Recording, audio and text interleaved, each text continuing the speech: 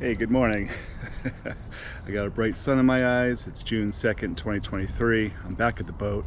While I still got hose plumbing issues, I'm working through it. It's just taking a whole lot longer than I expected.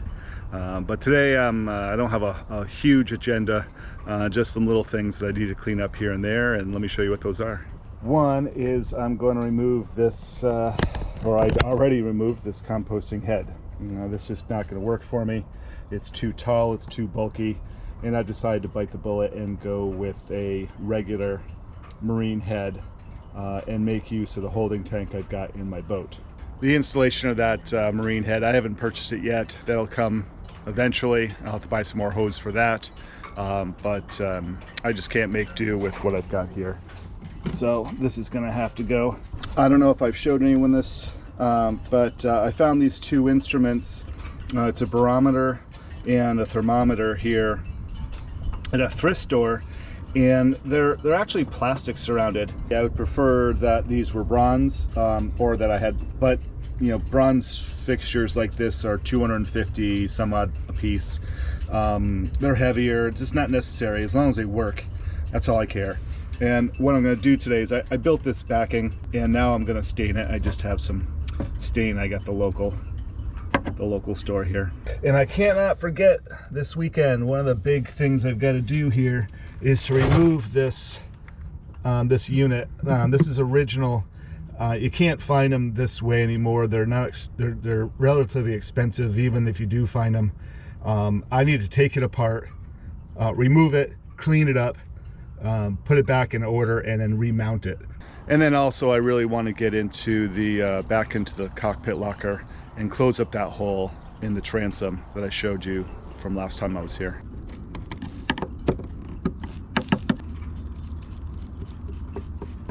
And don't hate me for the lack of quality in the back here. Okay, quick and easy. I'll do another coat in an hour or two. Okay, because I moved this barometer from a higher elevation down here to closer to sea level, I've got to adjust the dial. You see how low it's reading here. What is that? That's storm conditions right there. And so I just, from the weather app here on my phone, I see it's supposed to be 30.13 inches of mercury. And so I can, on the back of this, if I can arrange this, there is an adjustment screw in here. So I'll turn that to current, and it's not, you know, it's not fully accurate, but really what I want to see is changes, or dramatic changes. So it'll do for me. I got that 2 coats. I didn't realize the interior was quite so red, but and I'm gonna put a I'll put a coat of varnish on there so that's shiny, but I wanted to get it up here sooner rather than later. And I got the barometer adjusted, so it's pretty close to what the local temperature is, pressure rather, and I'll get rid of that ugly thing for the thermometer. Let's go ahead and try to pull this off.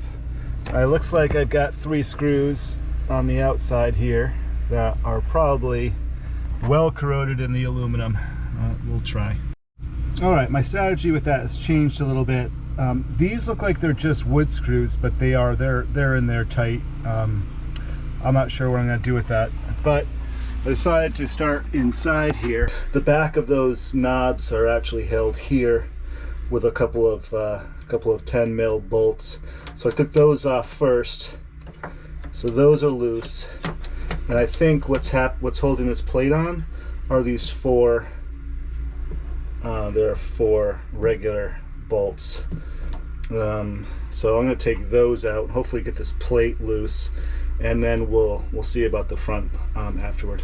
All right, well, I got the plate off. Sorry about that lighting. But of the 4 bolts here, 1, 2, 3, 4, these 2, the heads broke off.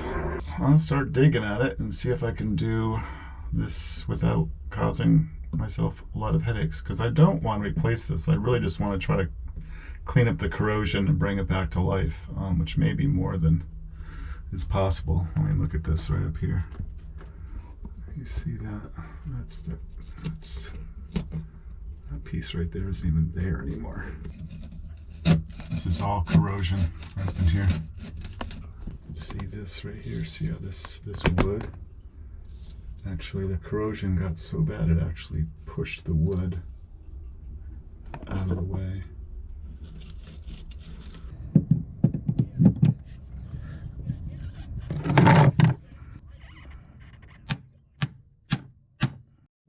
How about this for fun?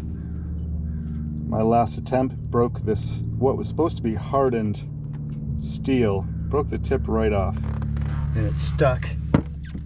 Yeah, the lighting's no good, but it's stuck in that screw hole right in that the top of the screw.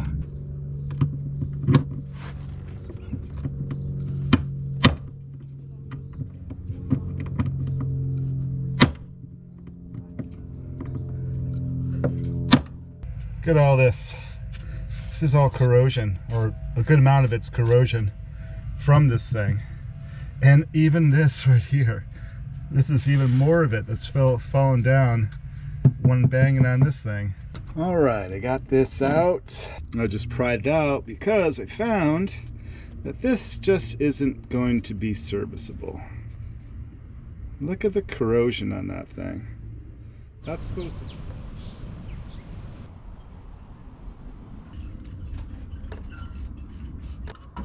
Owen, Good morning.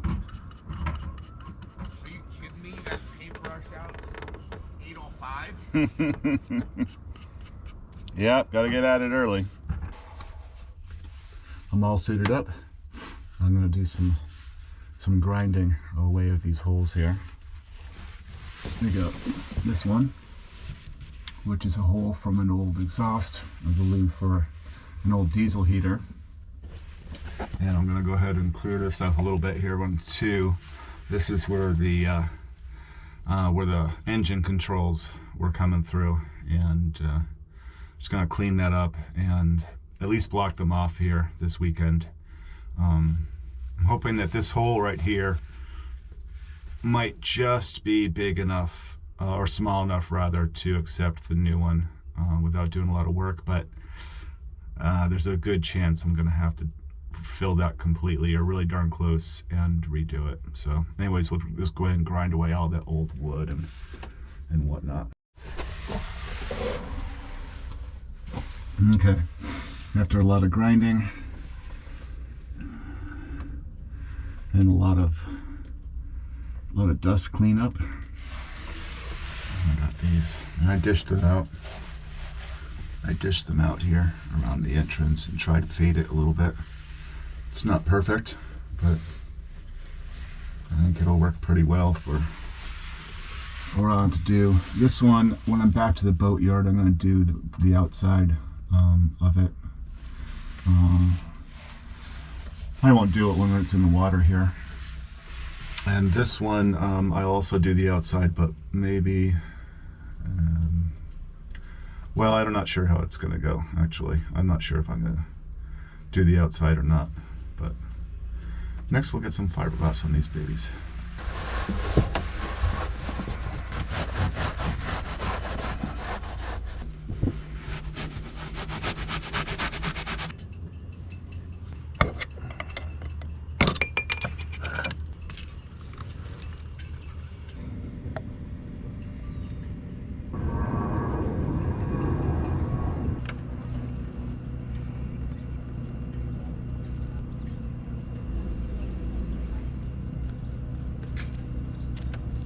I don't know if you can even tell, but that first bit is on.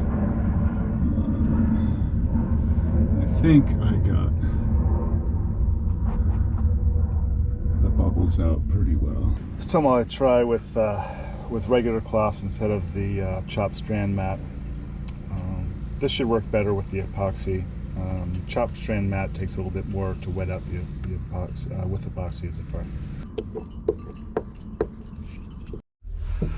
Alright, that's done. I dished this out a whole lot more than I thought. Alright, I don't know. I need thicker fiberglass, I think, to build that back up.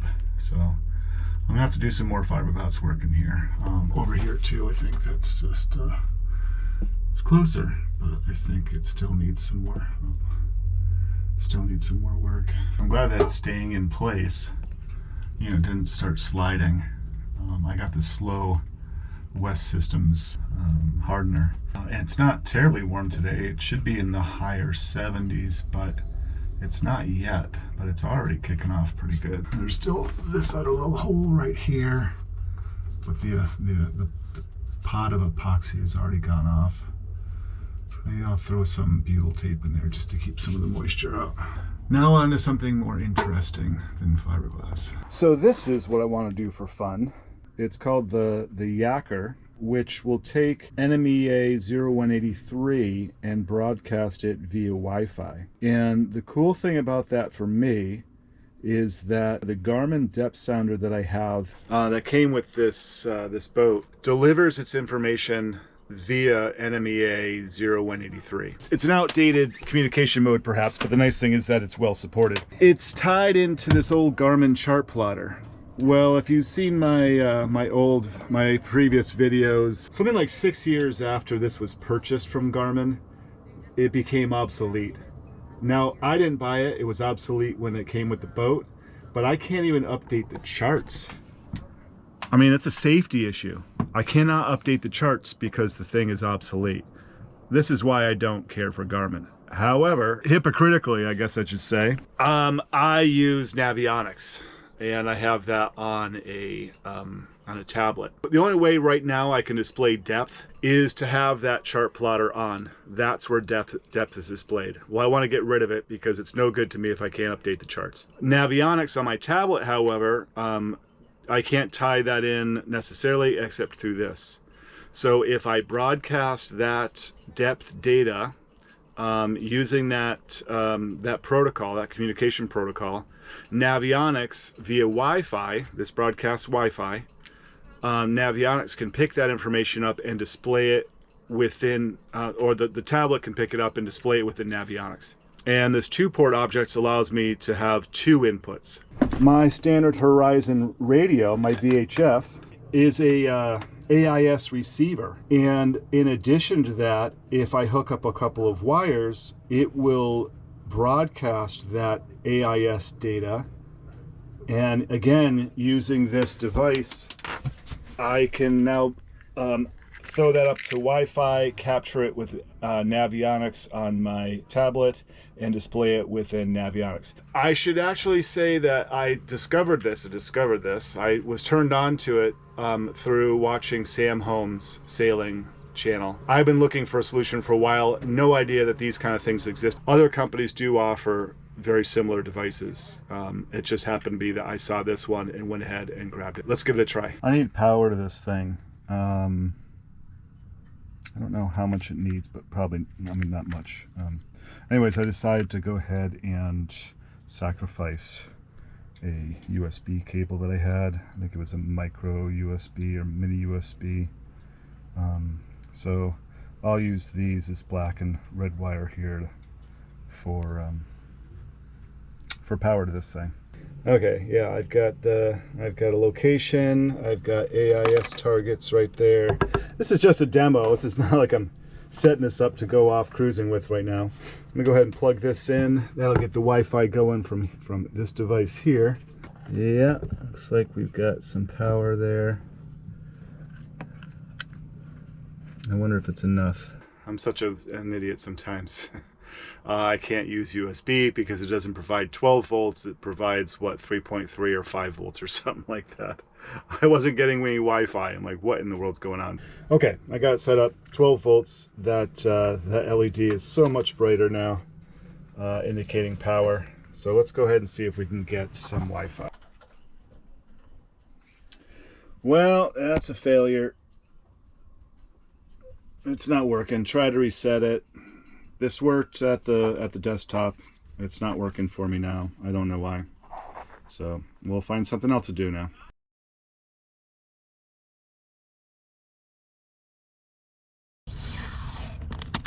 I don't know what's going to do. I assume it's going to, the epoxy's going to hang on to it, but no, it didn't.